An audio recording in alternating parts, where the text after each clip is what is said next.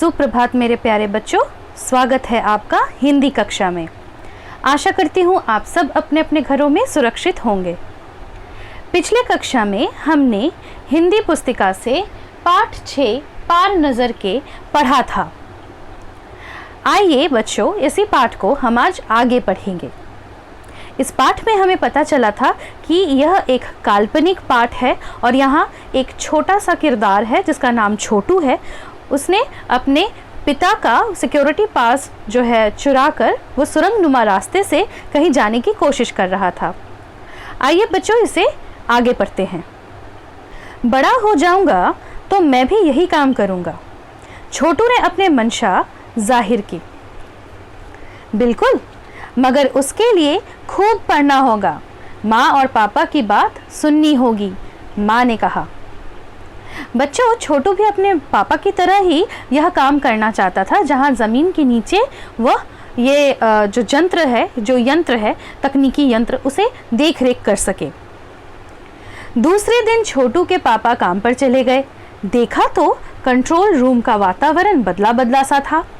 Shift खत्म कर घर जा रहे स्टाफ के प्रमुख ने टीवी स्क्रीन की तरफ इशारा किया।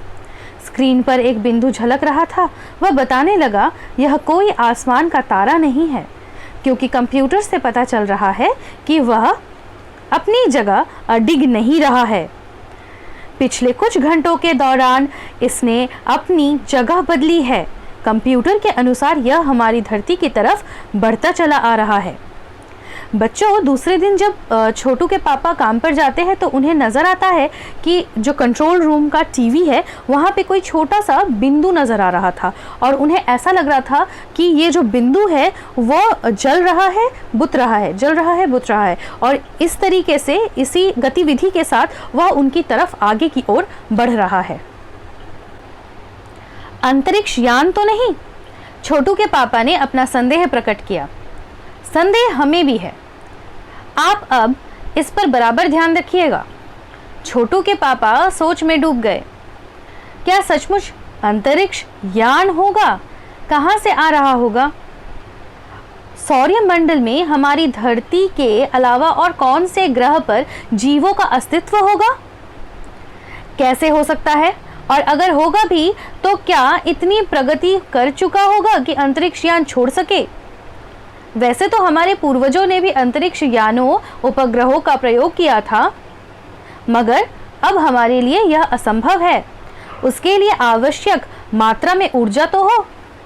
काश इस नए मेहमान को नज़दीक से देखा जा सकता। हाँ, अगर वह इसी तरफ आ रहा होगा तो अब यह संभव हो सकेगा। देखें, छोटू के पापा को यह संदेह हो रहा था कि ये कहीं अंतरिक्ष यान तो नहीं, जिसे हम अंग्रेजी में स्पेस शिप भी कहते हैं। तो छोटू के पापा को यह लग रहा था कि हमारे पूर्वजों ने भी तो इन सारी चीज़ों की खोज की थी, इन सारी चीज़ों का जो है इस्तेमाल उन्होंने किया था, तो हम क्यों ना कर सकते हैं। आइए बच्चों, आगे इसे पढ़ते हैं। अब अंतरिक्ष यान से एक यांत्रिक हाथ बाहर निकला। हर पल उसकी लंबाई बढ़ती ही जा रही थी। छोटू के पापा ने अवलोकन जारी रखा। कॉलोनी की प्रबंध समिति की सभा बुलाई गई थी। अध्यक्ष भाषण दे रहे थे। हाल ही में मिली जानकारी से पता चलता है कि 2 अंतरिक्ष यान हमारे मंगल ग्रह की तरफ बढ़ते चले आ रहे हैं। इनमें से एक अंतरिक्ष यान हमारे गिर्द चक्कर काट रहा है। कंप्यूटर के अनुसार ये अंतरिक्ष यान नज़दीक के ही किसी ग्रह से छोड़े गए हैं। ऐसी हालत में हमें क्या करना चाहिए? इसकी कोई सुनिश्चित योजना बनानी ज़रूरी है। नंबर 1, आपका क्या ख्याल है? बच्चों, छोटू के कॉलोनी में इस बात का आलोचना होता है कि कहाँ से ये यंत्र जो है वो छोड़ी गई है। वहाँ से उन्हें पता चलता है कि किसी नज़दीकी ग्रह से ही उनके तरफ यह जो यांत्रिक यान है उसे छोड़ी गई है। आइए बच्चों, इसे आगे पढ़ें। कॉलोनी की सुरक्षा की पूरी जिम्मेदारी नंबर 1 पर थी। उन्होंने एक कागज समेटते हुए बोलना आरंभ किया। इन दोनों अंतरिक्ष यानों को जलाकर राख कर देने की क्षमता हम रखते हैं, मगर इसमें हमें कोई जानकारी हासिल नहीं हो सकेगी। अंतरिक्ष यान बेकार कर जमीन पर उतरने पर मजबूर कर देने वाले यंत्र हमारे पास नहीं है। हालांकि अगर ये अंतरिक्ष यान खुद ब खुद जमीन पर उतरते हैं तो उन्हें बेकार कर देने की क्षमता हम में अवश्य है। मेरी जानकारी के अनुसार इन अंतरिक्ष यानों में सिर्फ यंत्र है, किसी तरह के जीव हमें इनमें सवार नहीं मिलेंगे। बच्चों, कॉलोनी में जो सुरक्षा का जिम्मेदारी था वह नंबर 1 पर था। ये नंबर 1 क्या है? वहाँ पर यंत्र के अनुसार नंबर जो है दी जाती है। तो नंबर 1 पर जो है वो जिम्मेदारी थी कि वो कॉलोनी की सुरक्षा का भार संभाले। अब नंबर 1 के अंतर्गत उनके दृष्टिकोण से इस बात का पता चलता है कि उन्हें इस बात का यकीन है कि जो यंत्र उनके तरफ आ रहे हैं उनमें सिर्फ यान है जो उनके तरफ आ रहे हैं उनमें सिर्फ यंत्र ही है, उनमें और कोई जीवित वस्तु नहीं है। तो उन्हें ख़त्म करने की जो क्षमता है वह उनके पास है। नंबर 1 की ही बात सही लगती है। नंबर 2 एक वैज्ञानिक थे। वे बोले, हालांकि यंत्रों को बेकार कर देने में भी खतरा है, इनके बेकार होते ही दूसरे ग्रह के लोग हमारे बारे में जान जाएंगे। इसलिए मेरी राय में हमें सिर्फ अवलोकन करते रहना चाहिए। जहाँ तक हो सके हमें अपने अस्तित्व को छुपाए रखना ही सही है, क्योंकि हो सकता है जिन लोगों ने अंतरिक्ष यान भेजे हैं वे कल को इनसे भी बड़े सक्षम यंत्र भेजें। हमें यहाँ का प्रबंध कुछ इस तरह रखना चाहिए जिससे इन यंत्रों को यह गलतफहमी हो कि इस ज़मीन पर कोई भी चीज़ इतनी महत्वपूर्ण नहीं है कि जिससे वे लाभ उठा सके। अध्यक्ष महोदय से मैं यह दरख्वास्त करता हूँ कि इस तरह का प्रबंध हमारे यहाँ किया जाए। नंबर 3 सामाजिक व्यवस्था का काम देखते थे। बच्चों, नंबर 2 क्या करते थे? वे वैज्ञानिक थे। और नंबर 3 जो है वह समाज का सामाजिक व्यवस्था देखते थे और उन्होंने यही सलाह दी कि हमें छुपे ही रहना चाहिए, हमारा जो अस्तित्व है वो बाहर कतई नहीं आना चाहिए। उनकी बात के जवाब में अध्यक्ष कुछ बोलने जा ही रहे थे कि फ़ोन की घंटी बजी। अध्यक्ष ने चोंगा उठाया। 1 मिनट बाद सभा को संबोधित करते हुए उन्होंने कहा, भैया, अंतरिक्ष यान क्रमांक 1 हमारी जमीन पर उतर चुका है। बच्चों, यहाँ पे अध्यक्ष महोदय कहते हैं कि भाइयों, जो क्रमांक 1 का यांत्रिक है, जो यान है, वो अंतरिक्ष यान क्रमांक 1 वो हमारी धरती पर उतर चुका है। वह दिन छोटू के लिए बड़ा ही महत्वपूर्ण दिन था। पापा उसे कंट्रोल रूम ले गए थे। यहाँ से अंतरिक्ष यान क्रमांक 1 साफ नजर आ रहा था। कैसा अजीब लग रहा है यहाँ, इसके अंदर क्या होगा पापा? छोटू ने पूछा। अभी नहीं बताया जा सकता, दूर से ही केवल उसका निरीक्षण जारी है। उस पर बराबर हमारा ध्यान है और उसके हर अंग पर हमारा नियंत्रण है। वक्त आने पर ही हम अगला कदम उठाएंगे, छोटू के पापा ने बताया। उन्होंने छोटू को एक कंसोल दिखाया जिस पर कई बटन थे। अब अंतरिक्ष यान से एक यांत्रिक हाथ बाहर निकला।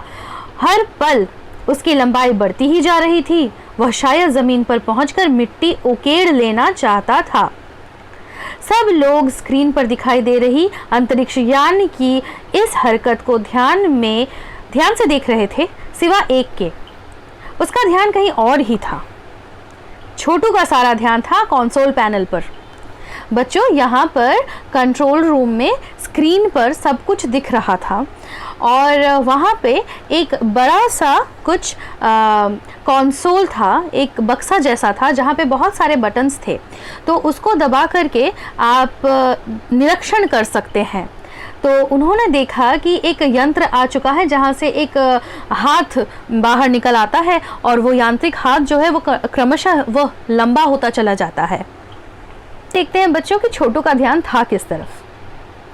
कंसोल का एक बटन दबाते ही